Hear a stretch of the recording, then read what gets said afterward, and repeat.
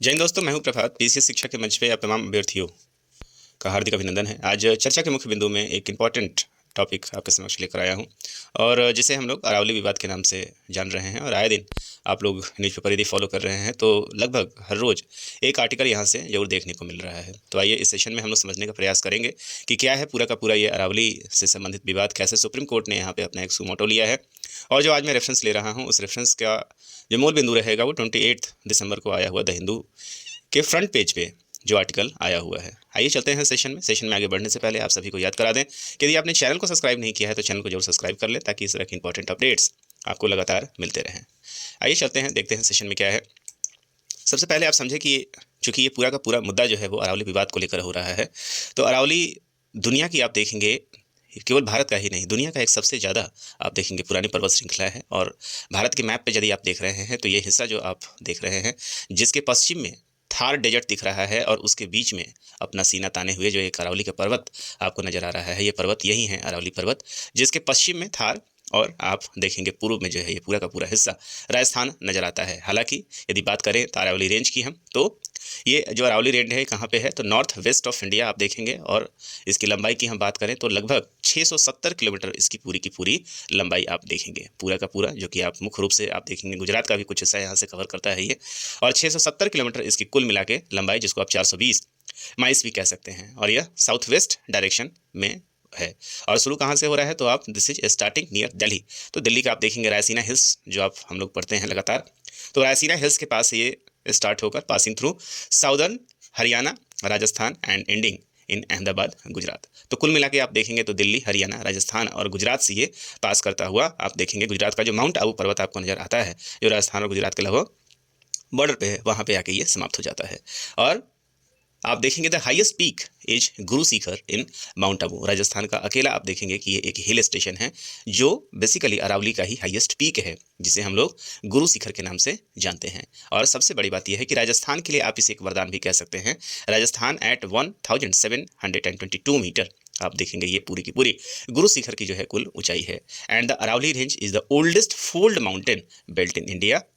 तो आप देखेंगे कि भारत में जो है ये किस तरह का है, ये फोल्डेड माउंटेन है, जिसको हम लोग वलित पर्वत के नाम से भी जानते हैं। और ये लगभग 5 करोड़ वर्ष से भी ज़्यादा पुराना इसे माना जाता है। तो आप देखेंगे कि भारत में हिमालय की जो संरचना है वो नहीं है, और पूरे केवल भारत में ही नहीं, ये पूरे विश्व का एक सबसे पुराना पर्वत शिखर है। लेकिन आज इसके ऊपर खतरा मंडरा रहा है। खतरा इसलिए मंडरा रहा है क्योंकि करोड़ों वर्ष होने के बाद अब आप देखेंगे कि जो अरावली पर्वत हजारों मीटर ऊंचा हुआ करती थी, अब इसके कुछ जो पर्वत शिखर हैं बहुत ही इसकी कम हाइट जो है वो, जो जितने भी आप देखेंगे वायुमंडल में घटनाएं होती हैं हमारे यहाँ, पर्यावरण की जो घटनाएं हैं उसके कारण इसके पर्वत जो हैं वो काफ़ी अब छोटे छोटे हो गए हैं।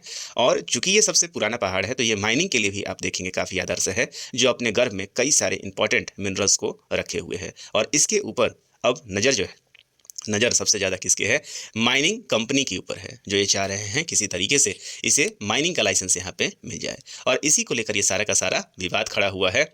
तो आप समझ सकते हैं कि ज्योग्राफिकल फीचर्स के अनुसार जो सबसे बड़ा वरदान है वो राजस्थान के लिए है। और राजस्थान और भारत के बीच में, भारत का जो पूरा हिस्सा है, बेसिकली डेजर्टिफिकेशन के बीच में ये अरावली खड़ा हुआ है, क्योंकि डेजर्ट के पीछे आप देखेंगे डेजर्ट और भारत के बीच में जो है ये अरावली पर्वत खड़ा है। यदि अरावली पर्वत नहीं होती तो शायद डेजर्टिफिकेशन भारत के मध्य तक पहुंच गया होता। इसी बात को लेकर आपने देखा होगा कि हाल फिलहाल में ही एक 100 मीटर का एक डिफिनेशन दिया था सुप्रीम कोर्ट ने, और उसको लेकर पूरे देश में विवाद खड़ा हो गया था। तो आप देख रहे हैं 28 दिसंबर का ये आर्टिकल है जो द हिंदू से मैंने लिया हुआ है, और ये फ्रंट पेज पे ही यहाँ पे आया हुआ है। Supreme Court takes suo motu cognizance of row over definition of Aravali hearing tomorrow. मतलब आज इसमें मैं लेक्चर रिकॉर्ड कर रहा हूँ, ये आज मंडे है, और आज आप देखेंगे कि सुप्रीम कोर्ट इसके ऊपर दोबारा से सुनवाई करने वाली है इसके डिफिनेशन के ऊपर। तो आज हम चर्चा करेंगे कि आखिर इसके डिफिनेशन का विवाद क्या है। तो आप देख रहे हैं, सबसे पहले इस न्यूज को जरा देख लेते हैं। The Supreme Court is scheduled to take suo motu cognizance on Monday of the public concern and furor over the recent definition what constitutes the protected Aravalli Hills and Range, one of the world's oldest mountain system, amid fears that it would open the gates for unbridled mining and cause ecological harm. तो आप देख रहे हैं, जैसा कि मैंने चर्चा किया कि इसके ऊपर किस तरीके से जितने भी माइनिंग करने वाली कंपनियां हैं उसकी नज़र है, और यदि ये लाइसेंस यहाँ पे मिल जाता है इन्हें तो बहुत ही बड़ा पर्यावरण को क्षति यहाँ पहुँच सकता है। द 3 जज special vacation bench headed by chief justice of India Suryakant will hear the matter. तो आप देख सकते हैं इस पूरे मैटर का जो इंपॉर्टेंस आप समझ सकते हैं कि खुद सीजीआई इस बेंच को फॉलो कर रहे हैं। 100 मीटर क्लॉज क्या है? तो in a judgment in November the top court accepted the recommendation of a committee of the ministry of environment, forest and climate changes, defining the Arauli Hills as many lands formed with an elevation of 100 meter or more above the local relief, and an Arauli range as a collection of 2 or more such hills within 500 meters from the each other। तो यही वो definition है जिस definition के ऊपर आप देखेंगे कि विवाद होना शुरू हुआ है, जिसके पहले सुप्रीम कोर्ट ने ये कहा था कि जो अरावली के डेफिनेशन का विवाद बहुत पहले से चला आ रहा है। तो पहले तो सबसे पहले आइए देखते हैं हम लोग अरावली के डेफिनेशन का विवाद पहले से क्या चला आ रहा है।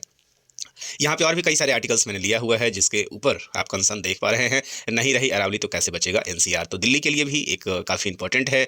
उसके बाद आप देखें यहाँ पे अरावली का लगभग 90% हिस्सा संरक्षित क्षेत्र में रहेगा। भूपेंद्र यादव और पर्यावरण मंत्री का ये स्टेटमेंट देख रहे हैं। तो आइए चलते हैं, सबसे पहले हम लोग डेफिनेशन को देखते हैं। तो अरावली पर्वतमाला का परिभाषा विवाद क्या है? पिछले एक दशक में केंद्र सरकार अरावली पर्वतमाला की सुसंगत तकनीकी परिभाषा निर्धारित करने में असमर्थ रही है। एक दशक कहने का मतलब 10 साल पहले से ये विवाद चल रहा है। अब आप देख रहे हैं उपग्रह चित्र और विशेषज्ञ समितियों द्वारा 1 वर्ष से अधिक प्रयास के बावजूद आप देखेंगे आज तक अरावली के डेफिनेशन को नहीं क्लियर किया जा सका है। इसके ऊपर आप देखेंगे कई सारा हस्तक्षेप जो है वो पहले से ही हो चुका है, और इस हस्तक्षेप की यदि आप शुरुआत देखेंगे तो शुरुआत लगभग आप देखेंगे 10 साल पहले से ये शुरुआत हो चुका था।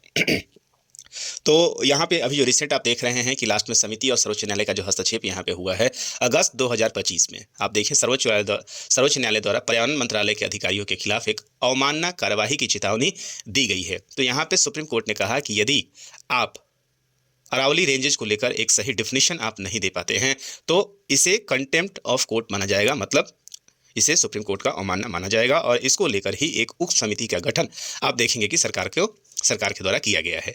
अब जो नई परिभाषा है उसमें आप देखें इसका जो लक्ष्य है पारिस्थितिक संरक्षण और केंद्र की 2019 राष्ट्रीय खनिज नीति के बीच में संतुलन। मंत्रालय द्वारा सर्वोच्च न्यायालय को 2000 पृष्ठ का एक हलफनामा यहाँ पे सौंपा गया है, और यह यहाँ पे बताने का प्रयास किया जा रहा है कि ये किस आधार पे डिफिनीशन दिया जाएगा। नए खनन लाइसेंस पर अभी तक रोक लगा दी गई है। संपूर्ण अरावली के लिए विस्तृत प्रबंधन योजना दैट इज MPSM तैयार नहीं किया गया है। आगे देखते हैं यहाँ पे। तो जैसा कि मैंने आपको बताया कि इस परिभाषा को लेकर आज जो सुप्रीम कोर्ट ने दिया, इस चीज़ के पहले भी इसके ऊपर कई बार विचार किया गया है। तो सबसे पहले आप बात देखें, भारतीय वन संरक्षण जिसको FSI कहते हैं 2010 में एक परिभाषा दिया था, जहां पे उसने बताया था कि राजस्थान में अरावली पहाड़ियों की परिभाषा ढलान के आधार पर दिया जाए। देखिए अब दिक्कत यह है कि राजस्थान जितने भी ये अरावली के रेंजेज हैं, अब ये अरावली के रेंजेज जो कभी हज़ारों मीटर ऊंचा हुआ करती थी, अब ये चूंकि बहुत ही लंबा है, 670 किलोमीटर का ये पूरा का पूरा रेंज है, और अब इसके टियर एंड बियर हो चुके हैं। अब ऊंचाई के आधार पे ही आप देखेंगे कि माइनिंग का जो है वो यहाँ पे परमिशन मिलता है।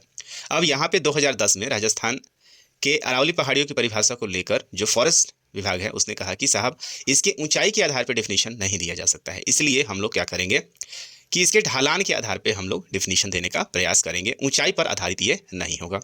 समिति ने अवलोकन किया और समिति ने कहा कि केवल ऊंचाई और ढलान का उपयोग कर परिभाषा बनाने पर गलतियां संभव है। अब इसने पहले तो बोला कि ऊंचाई पे होगा, लेकिन फिर बाद में उस समिति जो उसको हेड कर रही थी, समिति ने कहा कि केवल ऊंचाई और ढलान के आधार पर यदि परिभाषा दिया जाएगा तो ये सही परिभाषा नहीं होगा, क्योंकि ये बहुत ही लंबा क्षेत्र है और हर जगह ना तो ढलान सेम है ना ही ऊंचाई सेम है। सभी पहाड़ी भूभाग अरावली के नहीं हैं। तो जितने भी यहाँ पे आप देखेंगे जितने भी पहाड़ी भूभाग हैं वो बहुत सारे ऐसे पहाड़ी भूभाग हैं जो अरावली के अंदर भी नहीं आते हैं। 34 जिलों में पहाड़ी भूभाग जरूरी नहीं है कि अरावली के अंतर्गत हों। तो 34 ऐसे जिले हैं जिसके ऊपर संशय अभी भी बना हुआ हो। तो आप देखेंगे 2010 का ये मामला शुरू हुआ था और उसके बाद भी एक परफेक्ट डिफिनीशन नहीं आ पाया। फिर आपने देखा कि 2024 में एक उप समिति का गठन होता है। राजस्थान से परे अरावली के सभी क्षेत्रों में पहाड़ियों को परिभाषित करने का अभ्यास जो है वो फिर से शुरू कर दिया गया। सर्वे ऑफ इंडिया के मानक रिजोल्यूशन मानचित्र का उपयोग यहाँ पे किया गया और एक बार फिर से आप देखेंगे कि यहाँ पे डेफिनेशन जो है वो नहीं दिया गया। और उसके बाद आप देखिए कि 2025 में अगस्त 2025 में, जैसा कि अभी पिछले स्लाइड में मैंने कवर किया था यहाँ पे, कि अंततः आप देखेंगे कि अगस्त 2025 में सुप्रीम कोर्ट ने खुद इसका संज्ञान लिया और संज्ञान लेते हुए एक डिफिनीशन यहाँ पे दिया, जिस डिफिनीशन में सुप्रीम कोर्ट ने यह बताया कि जो 100 मीटर की जो पहाड़ियाँ होंगी अरावली की, जो 100 मीटर से ज़्यादा ऊंची जो भी पहाड़ियाँ है उसे पर्वत रेंज के अंतर्गत दिया जाएगा और उसके नीचे का जो क्षेत्र है वो इसका क्षेत्र नहीं हो पाएगा। अब विवाद जो यहाँ पे होना शुरू हो गया वो इसलिए विवाद शुरू हो गया कि आखिर की अब अधिकांशतः जो पहाड़ियाँ हैं अरावली की उसकी हाइट लगभग टियर एंड बियर हो चुकी है और ऐसे केस में यदि 100 मीटर से ऊंची चीज़ों को यदि अरावली का क्षेत्र यदि माना जाएगा तो क्या उसके नीचे के क्षेत्रों में माइनिंग का परमिशन दे दिया जाएगा। और ऐसे में आप देखेंगे कि एक बहुत बड़ा हिस्सा जो है वो अरावली का वो उसी के अंदर आता है। और यहाँ पे यदि माइनिंग स्टार्ट हो गया तो आप देखेंगे कि धीरे धीरे करके पूरा अरावली जो है वो साफ कर दिया जाएगा। और आप समझ रहे हैं कि अरावली जो है वो भारत के लिए एक वरदान है, क्योंकि पश्चिम से आने वाले सबसे बड़ा जो है वो डेजर्टिफिकेशन राजस्थान, जिसका आधा हिस्सा पहले से ही आप देखेंगे कि मरुस्थलीकरण का शिकार है। और वैसे में जिस आधे हिस्से को राजस्थान के बीचों बीच लगभग ये अरावली का ये पहाड़ है, और यदि अरावली को यहाँ से हटा दिया जाएगा तो आप देखेंगे बहुत तेजी से डेजर्टिफिकेशन होगा और भारत के मध्य तक भी इसे पहुंचने की उम्मीद है। और इसी चीज को लेकर आप देख रहे हैं कि पूरे देश में अरावली को लेकर अब विवाद होना शुरू हो गया है और अरावली सिर्फ अरावली के नाम से कई सारे कैंपेन भी चलाए जा रहे हैं। तो ये पूरा का पूरा विवाद है। और चूंकि 28 दिसंबर को सुप्रीम कोर्ट ने सुमोटो वापस से लिया है और वापस से इस डेफिनेशन को रिकंसीडर करने की बात कही है। 29 दिसंबर को 2025 को इसके ऊपर एक और सुप्रीम कोर्ट का आप देखेंगे कि निर्णय आने की संभावना है। तो हम लोग वेट करेंगे 29 को क्या सुप्रीम कोर्ट का डिसीजन आता है, और जो भी यहाँ पे डिसीजन आता है, निर्णय आता है, उसके ऊपर हम देखेंगे कि यहाँ पे चर्चा करेंगे। इसके अलावा आप देख रहे हैं इसी चीज़ को लेकर कई सारे जो आर्टिकल्स यहाँ पे आए हुए हैं, नहीं रही अरावली तो कैसे बचेंगे। अब आप देखिए कि 100 मीटर ऊंचाई को पैमाना माना गया तो 90% तक खत्म हो जाएगी पर्वत श्रृंखला, और इसी बात का सबसे ज़्यादा डर है। आप देखिए यहाँ पे एक आर्टिकल जो आया हुआ है, दिल्ली से गुजरात तक फैली अरावली पर्वत श्रृंखला न सिर्फ देश के पर्यावरणीय परिस्थितियों के लिए जरूरी है, बल्कि एनसीआर के लिए यह ढाल की तरह है। लेकिन पर्वत की ऊंचाई तय करने की नई परिभाषा इसके अस्तित्व पर संकट खड़ा कर सकता है। नई परिभाषा के अनुसार स्थानीय धरातल से 100 मीटर से अधिक की ऊंचाई वाली पहाड़ियां ही अरावली की पहाड़ियां मानी जाएंगी। ऊंचाई का मापदंड समुद्र तल से तय होता है। गुरुग्राम एवं दिल्ली के धरातल की ऊंचाई समुद्र तल से 240 से 260 मीटर ही है, आप समझे, के आसपास है, जबकि क्षेत्र में फैली अरावली की अधिकतर पहाड़ियों की ऊंचाई 300 मीटर के आसपास में है। ऐसी परिभाषा के अनुसार अरावली की ज़्यादातर पहाड़ियों की ऊंचाई 100 मीटर से कम हो जाती है। आप समझ सकते हैं, इस अरावली का 95% हिस्सा तक क्षेत्र इसके दायरे से बाहर हो जाएगा। अरावली की बर्बादी का मतलब है पूरे एनसीआर में जीवन का गंभीर संकट। आप देखेंगे जैसे ही जब ये रेंज अरावली नहीं आएगा तो इसे संरक्षित क्षेत्र नहीं माना जाएगा, और जैसे ही संरक्षित क्षेत्र से ये बाहर होगा वैसे ही जितने भी माइनिंग कंपनियां हैं इसके ऊपर अपना धावा बोल देंगी और इसके गर्भ से जितने भी इंपॉर्टेंट मिनरल्स हैं उसको निकालने के लिए लग जाएंगी, और ये पूरा का पूरा एनसीआर जो है वो समाप्त हो सकता है। ये पहाड़ियां ही राजस्थान से चलने वाली धूल भरी हवाओं को काफ़ी हद तक रोकती है। यह धूल एनसीआर के प्रदूषण में अहम कारक है। यही नहीं, भूकंप के हिसाब से भी पूरा एनसीआर संवेदनशील जोन 4 के दायरे में आता है। अरावली की वजह से ही यहाँ भूकंप का अधिक असर नहीं होता है। ऐसे में अरावली की पहाड़ियाँ को बचाना जीवन बचाने जैसा है। इसे ध्यान में रखकर दैनिक जागरण की टीम ने कैसे बचाओ अरावली नाम से शुरुआत की है। तो आप देख रहे हैं हर एक न्यूज़पेपर अपने लिए कुछ ना कुछ यहाँ पे आप देख सकते हैं, और इसी चीज़ को देखते हुए यहाँ पे जो भूपेंद्र जो हमारे यहाँ पे पर्यावरण मंत्री हैं, उन्होंने इस चीज़ को लेकर कहा, जब विवाद बढ़ना शुरू हो गया तो उन्होंने कहा कि अरावली का लगभग 90% हिस्सा जो है संरक्षित क्षेत्र में रहेगा। लेकिन डिफिनीशन के अनुसार आपने देखा कि यदि ऐसा डिफिनीशन मान्य हो जाता है तो 95% हिस्सा संरक्षित जोन में नहीं रहेगा। इस बात को आप समझ रहे हैं। हालांकि सरकार ने इस बात का आश्वासन दिया है कि आने वाले समय में अभी तक अरावली के माइनिंग के लिए कोई भी लाइसेंस अभी इशू नहीं किया जाएगा। तो आप देख रहे हैं यहाँ पे एक और आर्टिकल है, केंद्रीय पर्यावरण मंत्री भूपेंद्र यादव ने रविवार को अरावली पहाड़ियों के संरक्षण में ढील दिए जाने के आरोपों को खारिज करते हुए कहा कि अरावली का करीब 90% हिस्सा संरक्षित क्षेत्र में ही रहेगा। खनन की अनुमति केवल सीमित क्षेत्रों में ही दी जाएगी, जो सुप्रीम कोर्ट की बड़ी निगरानी के अधीन रहेगा। अरावली पहाड़ियों पर सुप्रीम कोर्ट के हालिया आदेश को लेकर उठे विवाद ने कहा है कि अरावली के मामले में कोई छूट नहीं दी जाएगी। अरावली पर्वतमाला 4 राज्यों दिल्ली, हरियाणा, राजस्थान और गुजरात में फैली हुई है, और इसके संबंध में एक याचिका 1985 से अदालत में लंबित है। आप समझ सकते हैं 1985 से एक याचिका जो है वो लंबित है।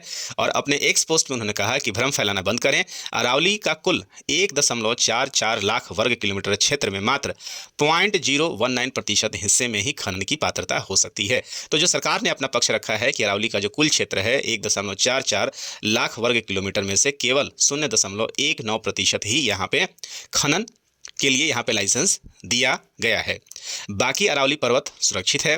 100 मीटर वाली परिभाषा को स्पष्ट करते हुए कहा कि यह गलत जानकारी फैलाई जा रही है। कुछ यूट्यूब चैनल 100 मीटर की सीमा को शीर्ष 100 मीटर के रूप में पेश कर रहे हैं, जो सही नहीं है। 100 मीटर से तात्पर्य है पहाड़ी के शीर्ष से नीचे तक के फैलाव से है।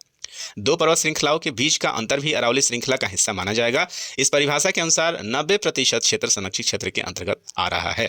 तो आप देख रहे हैं कि यहाँ ये पर्यावरण मंत्री का ये स्टेटमेंट है। बाघ अभयारण्य में पत्रकारों ने कहा कि खनन पर कड़ा नियंत्रण बना रहेगा।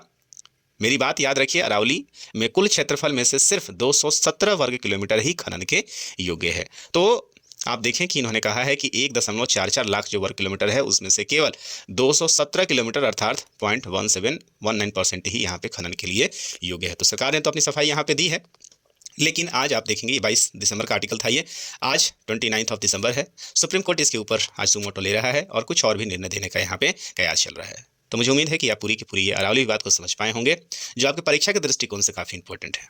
तो इस सेशन में यहीं तक मैं रखता हूँ, जो आगे निर्णय आएगा उसके ऊपर एक और सेशन हम लोग लेकर आएंगे। तो चलते हैं, आज के सेशन में इतना ही। सेशन यदि अच्छा लगा हो तो निश्चित रूप से इसे लाइक और सब्सक्राइब करें। तब तक के लिए दीजिए मुझे इजाजत। साइनिंग ऑफ, दिस इज प्रभात। जय हिंद।